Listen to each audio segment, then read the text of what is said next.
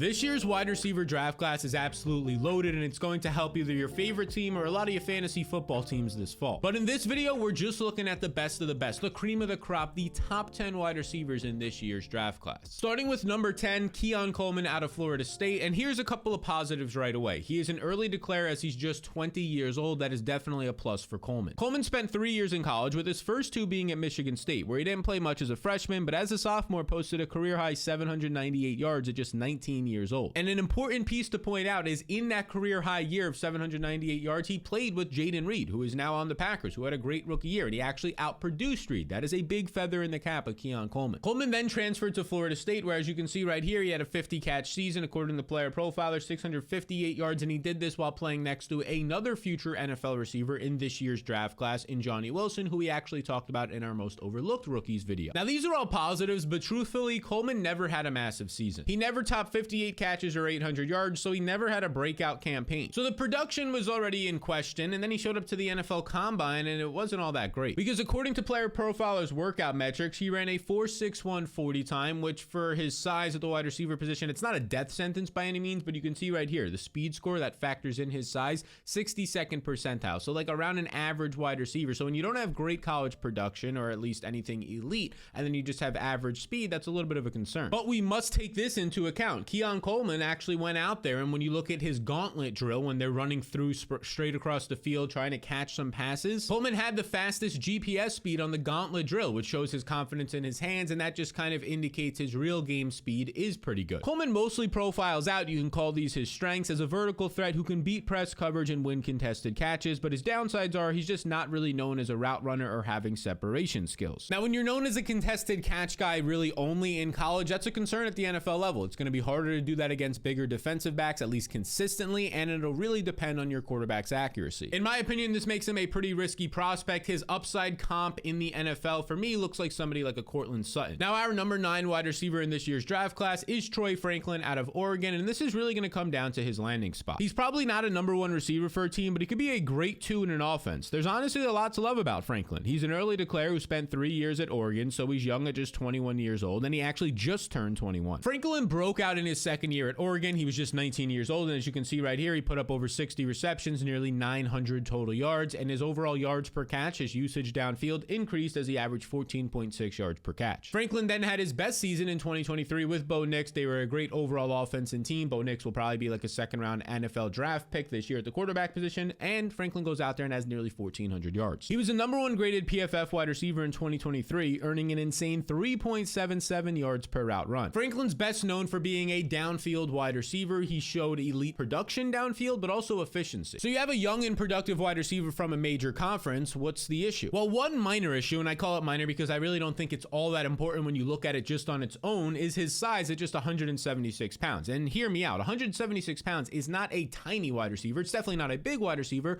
but you can't just judge it in a vacuum. You have to look at the rest of the context. The production was good in college. Okay, that's good. So the size probably doesn't matter as much, but how about some other factors we should consider? Well, when you look at the tape, Franklin does struggle at times with his size and strength, especially when he's facing press coverage. So that's a concern about his size. Now, we've seen similar issues from other smaller first-round wide receivers like a Jameson Williams and even a Jalen Hyatt the past few years of the draft. Now, it also doesn't help, but again, it's not a death sentence, that Franklin only ran a 4.41 at the NFL Combine. And a 4.41 is elite speed, but when you factor in he's 176 pounds across all wide receivers that size, his speed score is just 53rd percentile. So he has just average speed for his size, but he does have that good production, but the film is a little bit suspect when he starts to see bigger defensive backs and get pressed. Now, here's the thing. When I'm putting these lists together, I'm trying to think like a GM. I'm not trying to think what I would do. I would probably have Franklin a little bit higher based on that production, but GMs, when they see the size and not the great speed for that size, that matters. Troy Franklin's upside comparable for me would be Christian Watson, but the only issue is Watson had a bit more size coming out of college and was an athletic monster at the Combine, actually one of the best Combine testers ever. You'll probably see Franklin go somewhere in the second round in the NFL draft. If it's earlier in the second round, that will definitely boost his stock. Now, the next man up is Ricky Pearsall out of Florida, and there's probably been no one who has seen their stock rise more during this pre-draft process than Pearsall. This dude's been checking every single box along the way, and here's what you need to know. Pearsall spent 5 seasons in college, starting his career at Arizona State, where he played 3 seasons and had decent production before transferring to Florida, where he spent his final 2 seasons. And look, Ricky's stats aren't going to blow you away even when he transferred to Florida. Now, he had his best numbers there, 661 yards in 2022, his final year in 2023 2023, a career high in basically every single metric, 65 receptions, 965 receiving yards, and he was actually used all over the field at Florida. Now, when you look at the actual breakdown, Pearsall did spend most of his time in the slot, where he was the most efficient #1 wide receiver out of the slot in the entire SEC. But he's also able to win on the outside when he goes there. This is not just your prototypical slot wide receiver. As you can see right here from Daniel Jeremiah, these are some of the weigh-in stats. They kind of all look wonky, a bunch of numbers, but focus on this top part right here. He's 6'1", 189 pounds. That's not your typical wide receiver out of the slot. Those guys are usually in the lower 180s. They're under 6 foot. This is a bigger plus size wide receiver. Now, Pearsall's greatest strengths are his route running and IQ. He knows how to get open and fight through contact. So adding this context is really good, but it gets even better when you consider that he looked great at the Senior Bowl against his peers and some of the best defensive back seniors in the country. And oh yeah, then he showed up to the NFL Combine and absolutely lit it on fire, showing that he's really, really athletic. A 4.41 40 time. Again, he is 189 pounds, 15 pounds bigger than Troy Franklin, and ran the same 40 time. That's going to matter. 71st percentile speed. His burst, agility, catch radius, look at all these. The closer these are to 100th percentile, the better. They're all basically there. 98th, 97th, and 99th. He is very athletic. So you're getting a savvy route runner who's really efficient out of the slot, and now he's an elite athlete. Yeah, that's good. A good comparable is Emmanuel Sanders, who was a slot wide receiver to start his career, but also found success on the outside in the NFL. His route running was great, and he played well into his 30s at the pro level. Look, there's not going to be another Puka Nacua in this draft class, but Pearsall could be the closest thing to it. Pearsall was a productive and efficient college prospect going under the radar, but the big difference is Nacua went in the 5th round. The cat's out of the bag with Pearsall. He's trending to be a 2nd round pick. Now, our number 7 wide receiver on this list is going to be Xavier Worthy out of Texas, and he's another smaller prospect. As you can see right here, he's just 5'11", and the big thing is his weight. He's only 165 pounds, but there's a big difference between his weight and Troy Franklin. And just for starters, Tank Dell was drafted last year at just 165 pounds, and we obviously saw him have a great rookie season. Now, here's the 2 important pieces of information you need to know about Xavier Worthy and what separates him from other smaller wide receivers. Number 1 is he ran the fastest 40 time ever at the NFL Combine. A 4.21 40 time is downright insane. And number 2, Worthy was an elite producer all 3 years in college. Worthy spent all 3 of his college years at Texas, and despite playing with multiple different quarterbacks during that time, he still produced at an elite level. You can see right here, as an 18-year-old true freshman, Worthy earned over 100 targets. He put up nearly 1,000 yards. Again, an 18-year-old true freshman. Normally, these guys don't even step on a football field. He's posting nearly 1,000 yards in a major conference. He has the 2nd highest breakout score, only behind Marvin Harrison Jr.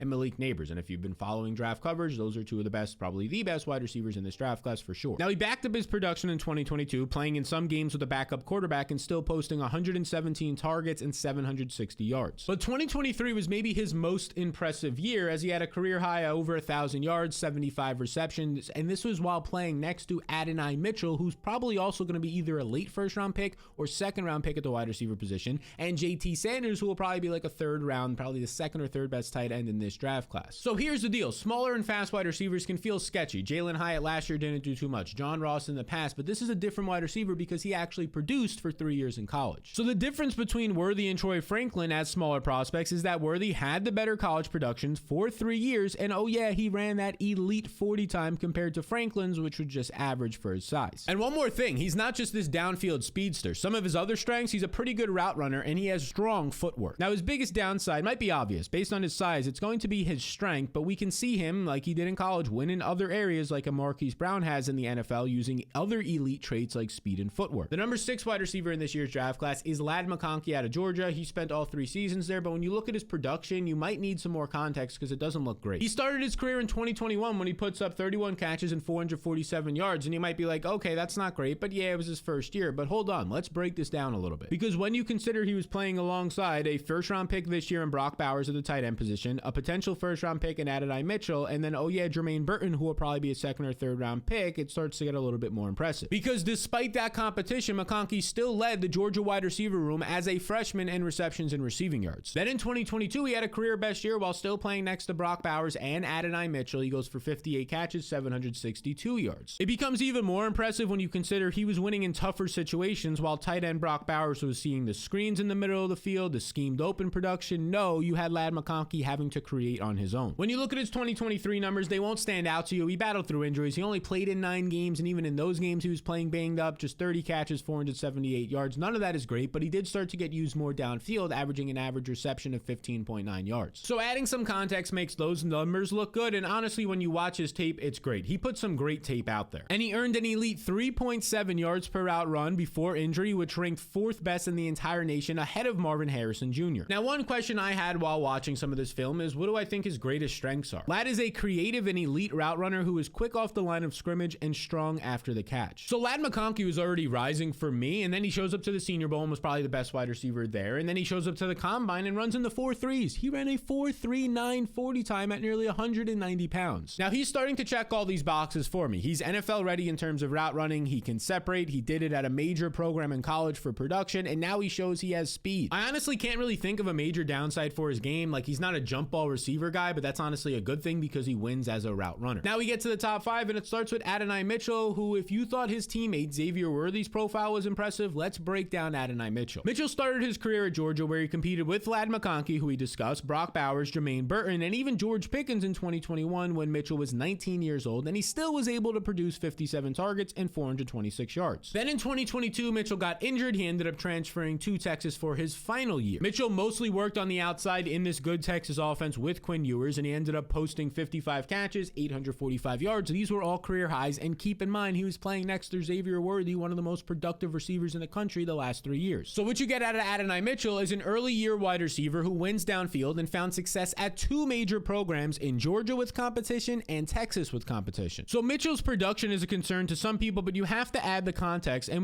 when you actually watch his tape, this dude is special. He's a great route runner who just flies by defenders and tracks the ball extremely well in the air. He can win off the line of scrimmage and separates downfield. You could already tell based on his tape he was fast. He was just flying and gliding by defenders, but then at the NFL Combine, oh my God, this guy's nuts. He ran a 4.34 40 time. A 4.34 at his size of over 200 pounds is absolutely elite. 97th percentile speed, and then, oh yeah, goes out there and does insane jump drills. His burst score, 96th percentile. And let's just put this into context a little bit. Warren Sharp says only 2 wide receivers of the Combine since 2015 have ran in the 4.3s or less, been 6'2" and at least 205 pounds. DK Metcalf, and now Adonai Mitchell. Now, his one flaw that I can think of is around his jump ball ability, which is something that is teachable, and honestly, it's not like an elite trait you need to have. Now, another potential red flag that PFF points out right here, basically if you read this whole paragraph, it says that his yards per route run, which is a wide receiver's efficiency, wasn't all that great compared to what it should have been. Now, that isn't great by any means, but it's just one metric, and it can be explained based on maybe injuries and getting to a new program where his new quarterback in Quinn Ewers oftentimes last year was overthrowing him downfield. Now, our number 4 wide receiver is going to be Brian Thomas out of LSU, who's kind of going under the radar because both his quarterback and another receiver on his team are probably going to be top 10 picks in the NFL draft this year. Now, if you're following the NFL draft, you probably know about Brian Thomas, but for the casual fan, they likely have no idea who he is, and that's a mistake because he's probably going to be a top 20 pick. Thomas spent 3 years at LSU, where his production wasn't much his first 2 seasons because he played behind some other future NFL players like Keon Coleman, who ended up getting drafted by the Patriots last year. But even though he didn't play those first 2 years, check this out. Thomas was among college football's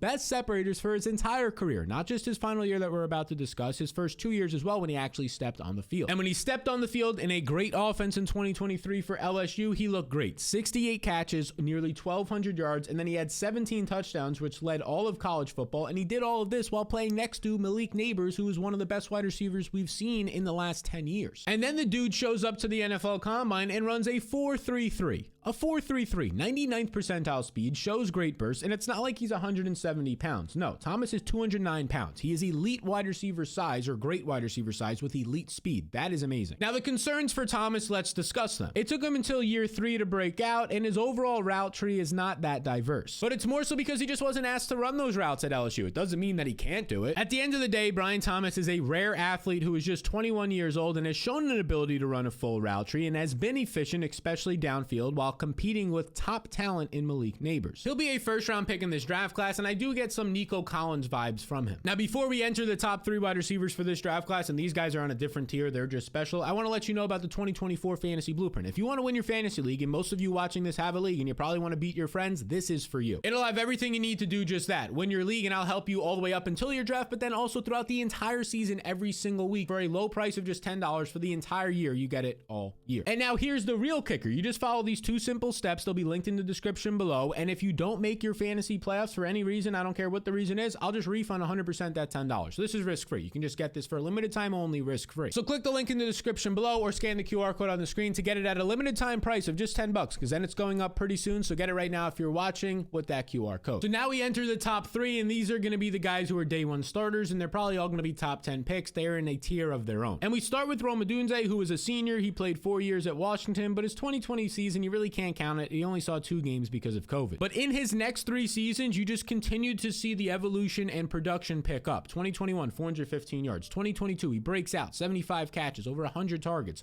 over 1,100 yards. 2023, insane year when they go to the championship game, over 1,500 yards and 87 catches. Now, in my opinion, this next piece of information is the most impressive part. Odunze did this while playing next to 2 other receivers who will definitely be drafted in likely rounds 2 to 4, and that's Jalen Polk and Jalen McMillan. So the translation here is that he was able to separate and consistently earn targets over 2 other NFL caliber wide receivers. That says a lot about how good Odunze is. And the guy just flat out wins everywhere. He wins off the line of scrimmage, against press, downfield, and at the catch point. And oh yeah, he's a great route runner. This dude is a legit top 10 pick. Now, the main question for Odunze was, how athletic is he? Is he a really good athlete, or was he just bullying guys as a 4th-year college player? Well, Odunze is definitely athletic, as you can see right here. He ran at 212 pounds, a 4.45 40 time elite, and then he shows a great burst, elite agility, an amazing catch radius. Everything that he did at the combine was great. He's a top 7% athlete of all time, and he's starting to check every single box. He had great college production while playing with 2 other future NFL receivers. His film looks incredible as he wins everywhere, and he's an elite athlete. If I'm being honest, I don't see a lot of flaws to this guy's game. Maybe yards after the catch, but that's more so a product of where he was earning his targets, not getting a lot of screens or crossing routes. I think he's a legit prospect and compares to somebody like a bigger Reggie Wayne. Now we get to the top 2, and the number 2 guy, if Odunze was considered a great player, top 10 pick, this next guy is elite, and he's the number 1 receiver in most draft classes, and it's a Malik Nabers out of LSU. Nabers is just 20 years old and spent 3 seasons at LSU, where he broke out in 2022, dropping over 1,000 yards on a 21% target share. Then he pops off in 2023 when he goes out there and has nearly 1,600 yards, is averaging almost 18 yards per reception, and he's doing this while playing next to another top 5 receiver in this class, Brian Thomas. He was the number 1 receiver according to PFF last year. Now check out this cool piece of information from the late round prospect guide. Since 2011, just 1 first-round wide receiver entered the league under 21 years of age while hitting a max season yards per team pass attempt rate as high as Malik Nabers, and that guy was Amari Cooper. So you're getting Malik Nabers, who has historic wide receiver production while playing next to another top 5 prospect at the position in this class. That's just insane. And Nabers didn't run at the NFL Combine, but he did at his pro day, where he reportedly ran a 4.35 40 time while weighing over 200 pounds. Now, as we've touched on in previous videos, the pro day times can be a little bit sketchy because it's their program trying to hype up their player even more. They might start that thing or end it a little bit sooner than they should. Honestly, Nabers has so many strengths, but let's talk about some of his top ones. Nabers can win in the slot and out wide, and his change of direction is like an elite running back. His footwork and explosiveness makes him a problem at the top of routes. He's deceptive and creative in his route running, a legit wide receiver. He's close to a flawless prospect, and to drive home this point, PFF's closest comparable is Antonio Brown, who's one of the greatest receivers of all time. Now, we've made it to number 1, and for me, it is Marvin Harrison Jr., and he's the number 1 guy for a lot of people out there. I don't see a reason to have a hot take or get cute when this is the right answer. Now, Malik Nabers was elite and historic in 2023, but Harrison has put up elite numbers for multiple years while competing with top talent at another major program in Ohio State. Harrison is only 21 years old. He spent 3 years in college, where in his second year, when he actually got on the field, he just went eruption city, over 100 targets and nearly 1,300 yards. His efficiency numbers and production were great in 2022 while playing next to another future first-round pick in Ibuka at Ohio State, but then Harrison doubled this up in 2023 with a new quarterback, where he goes out there and he kind of has a similar stat log. In one less game, he has 67 catches and over 1,200 yards and has a career-high 18.1 yards per catch. Again, he did this while playing next to Ibuka at Ohio State, and according to the late-round prospect guide, Marvin Harrison's 3 closest statistical comparisons are AJ Green, CeeDee Lamb, and Julio Jones. I mean, come on now. Harrison's top strengths are that he's an elite route runner who is 3 steps ahead of defensive backs when it comes to manipulation. Now, the only big question for Harrison is, why didn't he run the 40 time? Does it mean you're hiding something? Well, the way that I look at it is he's already a top 5 pick in this year's draft class and viewed by many as the number 1 receiver, so why risk anything? Why risk an injury trying to train for it? Just don't do it. And now the only other thing that some people have pointed to are his weaknesses. In this paragraph, they talk about his weaknesses on PFF, but he actually improved already. You can see right here, he had 4.2 yards after the catch during 2022 season, and then it increased to 6.4 in 2023, already improving in his biggest weakness area. So these are the top top 10 wide receivers in the NFL draft. But like I said, there are so many other wide receiver prospects that are insane and good in this draft class. And we have some videos on the channel about those guys, like the most overlooked prospects. But if you want to now see who the top running backs, the top 10 are in this class, well, check out this lovely video right over here.